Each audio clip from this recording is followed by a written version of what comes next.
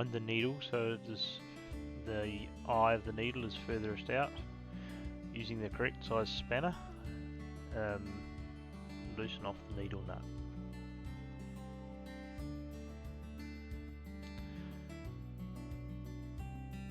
Remove the needle. Remove the nut completely.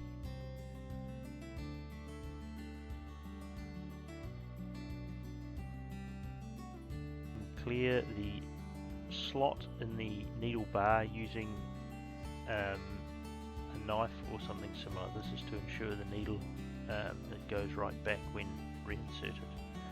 Take note, the needle nut has a tapered thread on it. This must be put on the correct way around onto the needle bar. That side there is the smaller side, so that needs to point away from the needle bar. Start the nut, do not tighten.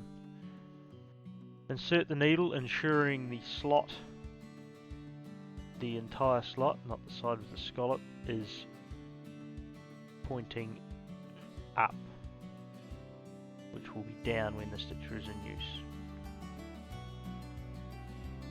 The hole in the needle must be vertical to the sewer, not twisted on any angle. Tighten the nut, do not over tighten, because as it is tapered, if over tightened it will split.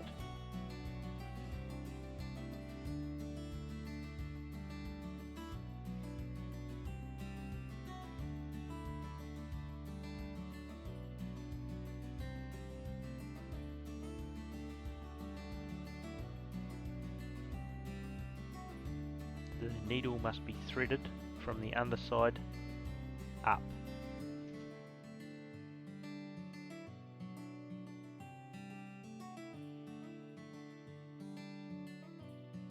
Thank you for watching.